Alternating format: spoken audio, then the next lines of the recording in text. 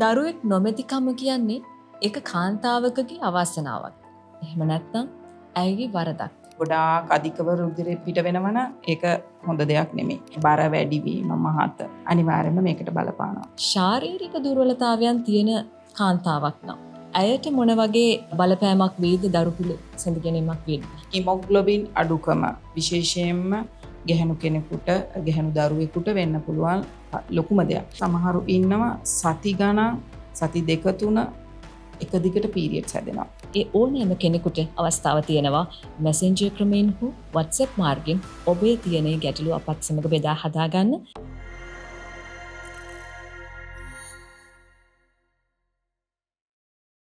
ආයුබෝවන් සුබ දවසක්. දරුවෙක් නොමැතිකම කියන්නේ ඒක කාන්තාවකගේ අවාසනාවක්ද? එහෙම නැත්නම් ඇයගේ වරදක්ද?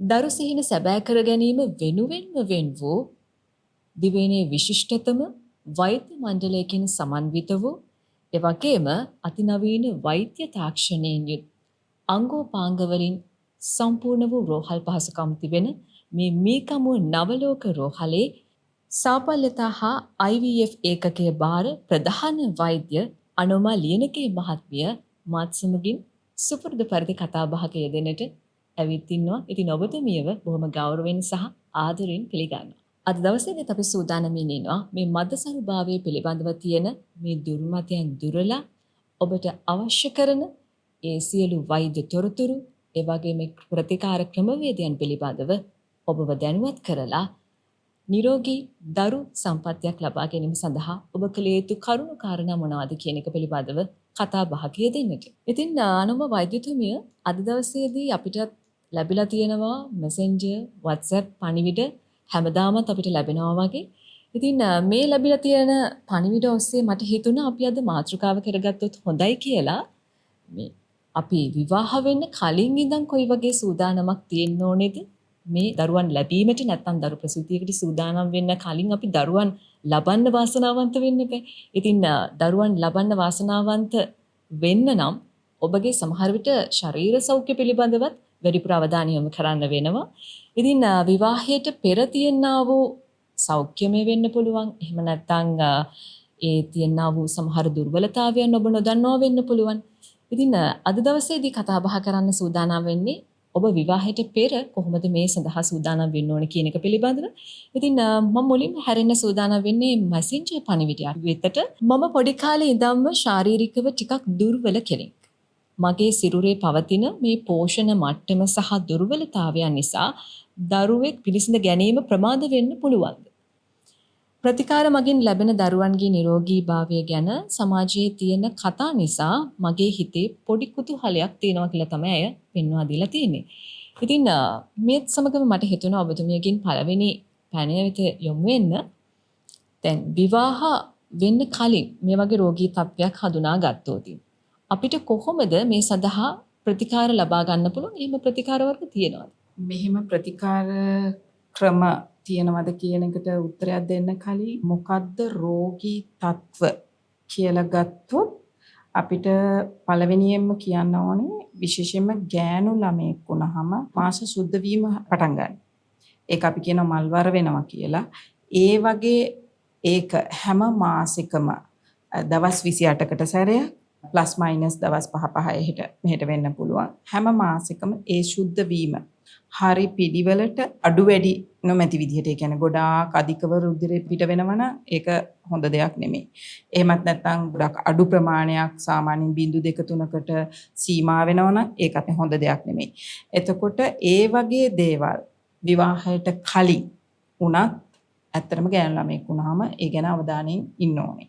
එහෙම දේවල් තියෙනවා නම් අපේ ආයතනයට ඇවිල්ලා නවලෝක මීගමුව රෝහලේ ෆර්ටිලිටි සෙන්ටර් එකේ IVF සෙන්ටර් එකේ ඒ අදාළ විශේෂඥ වෛද්‍යවරුන්ට පෙන්නලා ඒවට ප්‍රතිකාර ලබා ගන්න පුළුවන්. ඒ වගේම ඔයා තව එකක් ඇහුවා. එතකොට විවාහයට කලින්නේ ඔය ඊට පස්සේ කොහොමද තව දේවල් තියෙනවද කියලා. ඒ කියන්නේ උදාහරණයක් විදිහට ඇත්තටම අපි විවාහය ලං වෙද්දි තමයි යනු ළමෙක් ගොඩක් වෙලාවට ෆිගර් එක ගැන හිතන්න පටන් ගන්නෙ. ඉතින් වෙඩින් එක දවසට ලස්සනට ඉන්න. ඉතින් ඒකත් එක්ක තමයි එයා බලන්නේ. ස්ථූලතාවය. ඒ කියන්නේ බර වැඩි වීම මහත අනිවාර්යයෙන්ම මේකට බලපානවා. ඉතින් ඒක නිසා අපි ඒක ගැනත් විවාහයට කලින් මේ ගැන අවධානය යොමු කරන්න පුළුවන් අපිට.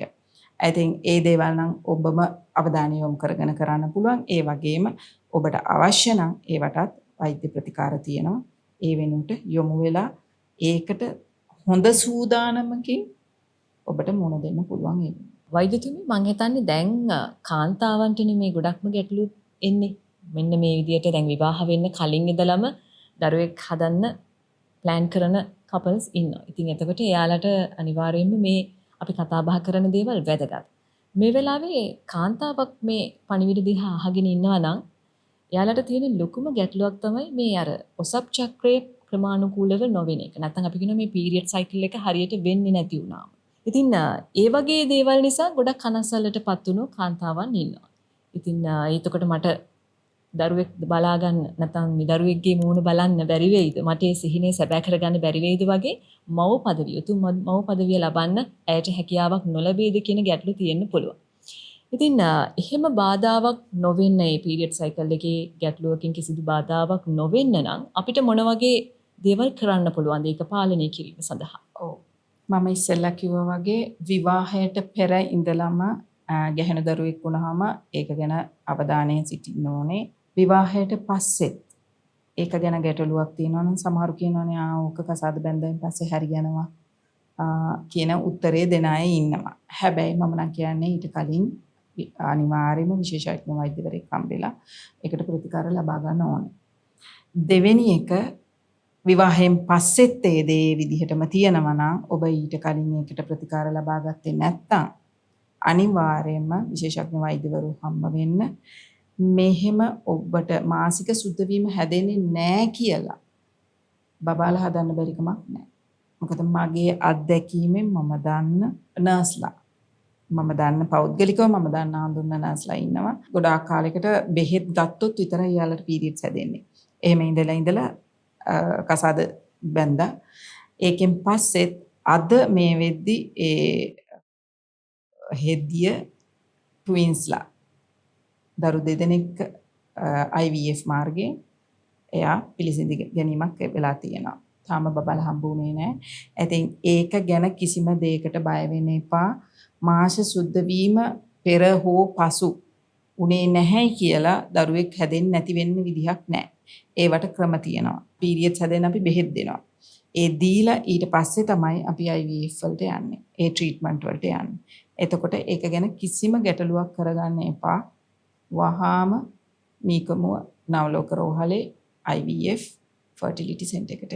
හොඳයි. ඉතින් ඔබ දන්නවා අනිවාර්යයෙන්ම මීගමුව නවලෝක රෝහලට එන්න කියන්නේ ඇයි කියලා වෛද්‍යතුමිය සඳහන් කළා වගේම උසස් වෛද්‍ය තාක්ෂණික ක්‍රමවේදයන් තුලින් සහ විශේෂඥ වෛද්‍යවරුන් ඔස්සේ තමයි ඔබට මේ නිරෝගී දරුවෙකු පිළිසිඳ ගැනීම දක්වාම ඔවුන් සූදානම් ඔබේ සිහිනේ සැබෑ කරලා දෙන්න. ඉතින් ශාරීරික දුර්වලතාවයන් තියෙන කාන්තාවක් නම් ඇයට මොන වගේ බලපෑමක් වේද දරු පිළිසිඳ ගැනීමක් වෙද්දී? ශාරීරික දුබලතාවයක් ඒකෙන් අදහස් වෙන්නේ කුමක්ද කියන එක ලොකු පරාසයක්. ඒ කුමන තත්ත්වයේ වුණත් ශාරීරික දුබලතාවයක් කියලා මම හිතන්නේ මෙයා සඳහන් කරන්න ඇත්තේ ඇත්තටම සමහර වෙලාවට හිමොග්ලොබින් අඩුකම විශේෂයෙන්ම ගැහණු කෙනෙකුට ගැහණු දරුවෙකුට වෙන්න පුළුවන් ලොකුම දෙයක්. ඒකට හේතුව තමයි අර මම මුලින් කිව්වා වගේ රුධිර වහනය අධික රුධිර වහනයක්. අපිට සාමාන්‍යයෙන් අපි කියන්නේ හැදිච්ච දවසේ ඉඳන් දවස් 3ක් 4ක් තමයි සාමාන්‍ය රුධිර වහනයක් වෙන්නේ. ඒකත් ගොඩාක් ලොකුවට වහනය වීමක් වෙන්නේ නැහැ. සාමාන්‍ය විදිහට දවසට ප්‍රමාණයකට දවස් 3ක් 4ක් ඇතුළත ඒකේ හැමම අඩු වෙලා යනවා. හැබැයි ඒ අතරතුර සමහරු ඉන්නවා සති ගණන් සති දෙක තුන එක දිගට පීරියඩ්ස් හැදෙනවා. ඒ කියන්නේ රුධිර වහනය වෙනවා. එහෙම වෙද්දි එයාට ඇත්තටම හිමොග්ලොබින් ප්‍රමාණය අඩු වෙනවා. අන්නේ ඒ වගේ කෙනෙකුට තමයි මම කිව්වේ අනිවාර්යයෙන්ම විශේෂඥ වෛද්‍යවරයෙක් හම්බ වෙන්නම ඕනේ. එහෙම නැතුව ඔය ෆාමසි වල තියෙන එක බෙහෙත් ಜಾති පාවිච්චි කරන්න ඒ දේවල් වලට යන්න එපා. මොකද ඒක ඊට පස්සේ තවත් ප්‍රශ්නයක් වෙන්න පුළුවන්. ඒක නිසා වහාම විශේෂඥ වෛද්‍යවරයෙක් හම්බ වෙන්නේ ඔය කියන මොන දුබලතාවයද කියන එකට හරියට අපි ඒක අඳුනගෙන අපිට ඒකට ප්‍රතිකාර කරන්න පුළුවන්. හොඳයි වෛද්‍යතුමිය මේ තවත් මට හිතුණා මැසෙන්ජර් පණිවිඩයක් දිහාවට හැරෙන්න. මම තාම බැඳලා නම් නෑ ડોක්ටර්. හැබැයි මට පීරියඩ්ස් වෙන්නේ නෑ කාලෙකින්. හේතුව හොයලා බැලුවම ෆයිබ්‍රොයිඩ් තත්ත්වයක් තියෙනවා කියලා හොයාගත්තා. ලබන අවුරුද්දේ මම බඳින්නත් ඉන්නේ මේක මට දරුවෝ හදන්න ප්‍රශ්නයක් වෙයිද?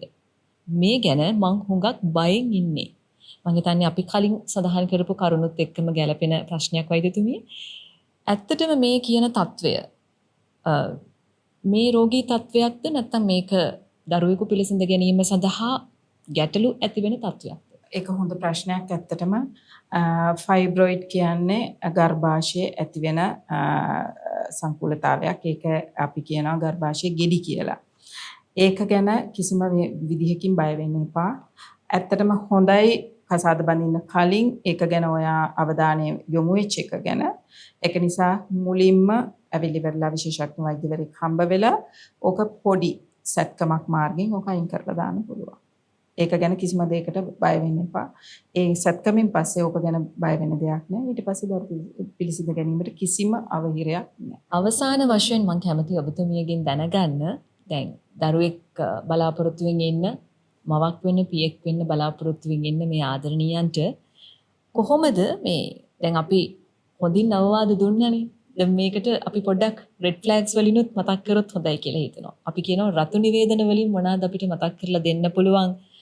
අනිවාර්යයෙන්ම ඔබ සැලකිලිමත් වෙන්න ඕනේ මේ කරුණු කියන එකත්.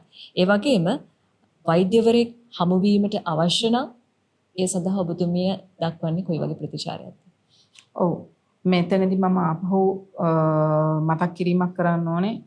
පිරිමි පාර්ශවයේ ගැහැණු පාර්ශවයේ දෙපාර්ශවයෙන්ම ඔය ගැටලුව තියෙන්න පුළුවන්. ගැටලු එකක් නෙමෙයි දෙදෙනාටම තියෙන්නත් පුළුවන්, එක්කෙනෙකුට තියෙන්නත් පුළුවන්. ඒකෙදි මම මේකයි කිව්වේ ඔය වගේ ඩිම්බ කෝෂවල මොනවා හරි ප්‍රශ්න, ඒ කියන්නේ මාසික සුද්ධ වීමේදී තද වේදනාව, රුධිරයේ ගැලීම වැඩිපුර රුධිර ගැලීමක් තියෙන වෙලාවක ඒ වගේ දේවල් තියෙනවා නම් ගැහැණු අයට, ඒ වගේම පිරිමි අයටත් ඒහා සමානව ගැටලු තියෙනවා.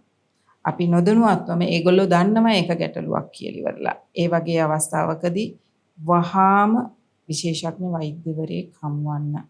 ඒක තමයි මගේ අවවාදය. ඉතින් අද දවසේදීත් අපි වටිනා කියන කරුණු කාරණා බොහෝමයක් කතා කළා.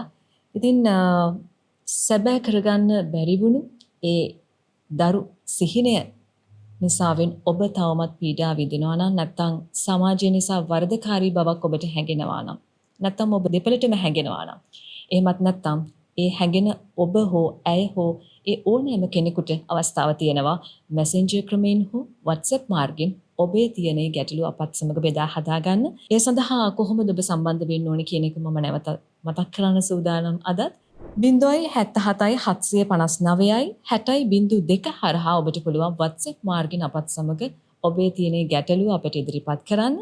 ඒ වගේම මේ තිරයේ පෙන්වන වෙබ්සයිට් එකට සම්බන්ධ වීමෙන් ඔබට පුළුවන් තවත් තොරතුරු දැනගන්න. අද දවසේදීත් මාත් සමගින් මේ කතා බහට එකතු වුණු මේ ගමු නවලෝක රෝහලේ සාපල්‍යතා හා IVF ඒකක භාර ප්‍රධානී වෛද්‍ය අනෝමාලියනගේ වෛද්‍යතුමියනි ඔබතුමියට බෙහෙවින්ම ස්තුතියි. නැවතත් මේ වගේම වැඩසටහනකින් හමු වීමේ බලාපොරොත්තුවෙන් තමයි ඔබතුමියට සමු දෙන්නේ. එසේනම් මේ වගේ වටිනා කතා බහකින් නැවතත් හමු වීමේ බලාපොරොත්තුවෙන් සමුගන්නවා.